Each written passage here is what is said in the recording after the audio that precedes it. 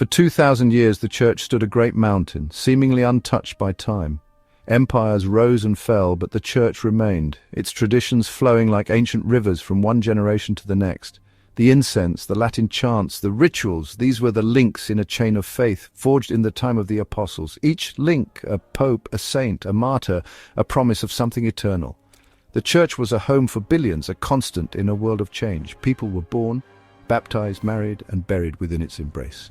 The Mass, confession, the Rosary. These were more than rituals. They were the very air Catholics breathed. To be Catholic was an identity, a story believed to be unending. The chain felt unbreakable, each prayer and sacrament adding to its strength. The Pope in Rome, successor of St. Peter, was the shepherd of a global flock, his voice a guide in a confusing world.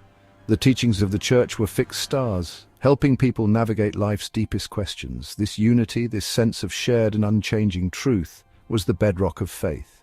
But even the strongest mountains can tremble. The world outside was changing, new ideas, new challenges. Whispers of change moved through the pews, some prayed for it, others against it.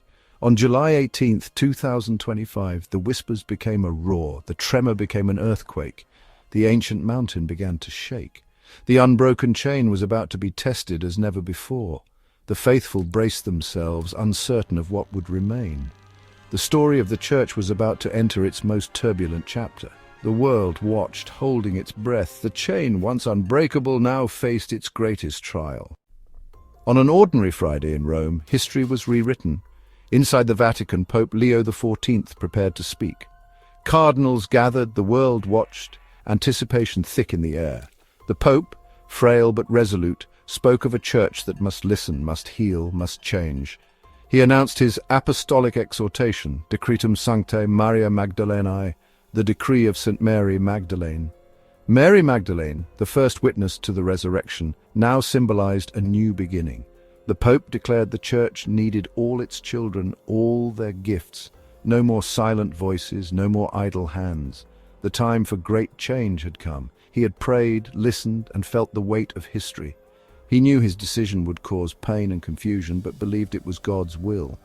The decree was not a suggestion, it was law for the universal Church. It was not a small adjustment, but a seismic shift. For some, it was a dream fulfilled. For others, a nightmare realized. The decree of St. Mary Magdalene was a line drawn in the sand. Every Catholic would have to choose a side. The hush that followed the announcement quickly gave way to a storm. Joy and outrage erupted in equal measure. The Church, once united, now stood at a crossroads. The Pope's words echoed far beyond Rome. The world's oldest institution was forever changed. The faithful faced a choice that would define their future. The decree was more than a document, it was a test of faith. The Church's identity was up for debate. The world watched as Catholics everywhere wrestled with the meaning of loyalty and tradition. The age of certainty was over. The age of decision had begun. The decree shattered three pillars of tradition. First, married priests. For centuries, celibacy defined the Latin Rite priesthood. Now, older married men of proven virtue could be ordained, especially where priests were scarce. Second, women, deacons. The Pope restored an ancient practice, allowing women to serve as deacons, preaching, baptizing, presiding at weddings and funerals, managing parish charities. Third, lay, parish administrators. Trained lay people, men or women, could now manage parishes, freeing priests for spiritual duties. These changes were not tweaks. They were a revolution. The priesthood's face changed. Women's roles expanded. Parish life was reimagined. For some, it was long overdue recognition and hope. For others, it was a step too far, a blurring of sacred boundaries. The Pope believed these reforms would save the Church, but the fallout was immediate and devastating. Tradition and innovation collided. The Church's structure, its very identity, was upended. The faithful were left reeling, unsure what to believe. The old certainties were gone. The new reality was raw and divisive. The pillars had fallen, and the dust had yet to settle. The Church was forever changed. The world watched as Catholics struggled to find their footing. The revolution had begun. The Church's unity fractured overnight. Divisions weren't simple, liberal versus conservative, but jagged and deeply personal. Families who once prayed together now argued bitterly. Friendships forged in faith were shattered. Online, the cracks became canyons. Catholic websites and social media turned into battlegrounds. Bishops contradicted each other. Priests in the same city preached opposite messages. The faithful were caught in the middle, confused and heartbroken. Loyalty to the Pope was questioned for the first time in generations. Was the Church the institution or the timeless faith? Was truth found in obedience or in conscience? The crisis was more than debate. It was a crisis of identity. The cracks ran deep, down to the foundations of belief. The Church's greatest strength, its unity, was now its greatest vulnerability.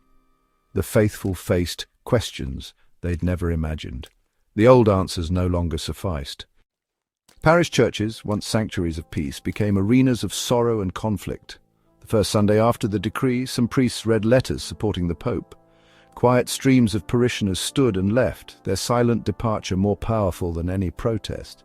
In other churches, conflict erupted openly. A handshake refused, angry words exchanged, mass halted by shouting. The body of Christ was at war with itself. Across the globe, new communities formed. Traditionalists in Ireland held Latin masses in rented halls, declaring the true church was now with them. In Brazil, a woman called to the diaconate was shunned by her family, torn between her vocation and their love. Even joyful moments, baptisms, weddings, funerals, were tainted by arguments over the decree. The house of God felt like a broken home. The pain was intimate everywhere. The church's sanctuaries echoed with division. The rituals that once united now revealed the depth of the rift. The faithful grieved not just for lost traditions but for lost relationships. The church's wounds were visible in every pew. The places meant for grace became reminders of sorrow.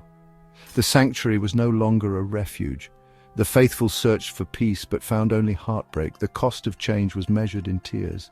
The church's sorrow was shared by all. Online, the church's divisions exploded. Social media became a battlefield. Hashtags like Leo the Betrayer and Faithful to Francis trended for weeks. Every post was a skirmish, every comment section a war zone. Catholic blogs and news sites picked sides, offering either passionate defenses or fierce resistance. Memes, videos and podcasts fueled the fire. Pope Leo depicted as both saint and villain. Algorithms created echo chambers, amplifying anger and suspicion. Empathy vanished, replaced by contempt. Real-world consequences followed.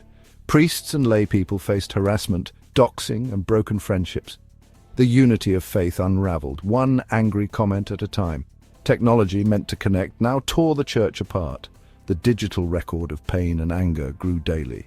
The wounds of the church were now global, public, and permanent. The divide came home, turning family tables into battlegrounds. Holiday gatherings became tense standoffs. Grandparents, parents, and children found themselves on opposite sides of the decree. A grandfather saw the changes as betrayal. His granddaughter saw hope. The rest of the family was caught in the crossfire. Love strained to the breaking point. Meals grew cold, silences heavy. Across millions of homes, relationships fractured and spouses, siblings and children divided by faith. The decree forced choices between tradition and loved ones. The cost was measured in broken relationships and grieving hearts. The domestic church was wounded. The pain was personal, inescapable. The church's crisis was now every family's crisis. The battle for the soul of the church was fought at home. The divide was embodied in two priests. Father Michael, 65, rural and weary, saw hope in the decree. Married men could now serve, and his lonely sacrifice might not be required of future priests. He preached with new energy, but lost long-time parishioners who saw tradition breaking. His hope was mixed with loss. In the city, Father David, young and traditional, saw the decree as catastrophe, a surrender to secularism. He preached resistance, his church overflowing with those seeking certainty. His bishop urged moderation, but Father David refused, ready to face suspension for his convictions. Both priests loved the church, but their visions were irreconcilable. Their flocks were divided, their ministries transformed. The church's future was being written in their choices. The cost of change was borne by shepherds and sheep alike. The priesthood itself was now a battlefield. The faithful looked to their leaders but found only division. The church's heart was torn in two. The story of these priests was the story of the church. The path forward was uncertain. The wounds ran deep. The Great Divide of 2025 was more than history. It was a crisis of the soul. The church, once the source of answers, now posed a terrible question. The dust had not settled. The cracks had only deepened. On one side, those who saw Pope Leo as a prophetic leader, embracing change as God's will. On the other, those who saw the decree as a break with sacred tradition, clinging to the old certainties. Both sides claimed loyalty to the Pope or to timeless truth. The question hung over every Catholic. Where does true loyalty lie, with the living shepherd or the unchanging faith? When the shepherd's voice leads in a new direction, do you follow or wait for a voice you recognize? Each must answer in the quiet of their own conscience. The Church's future would be shaped by these silent, personal decisions. Please subscribe to our channel History Documentary Hub for more insightful videos and intriguing content.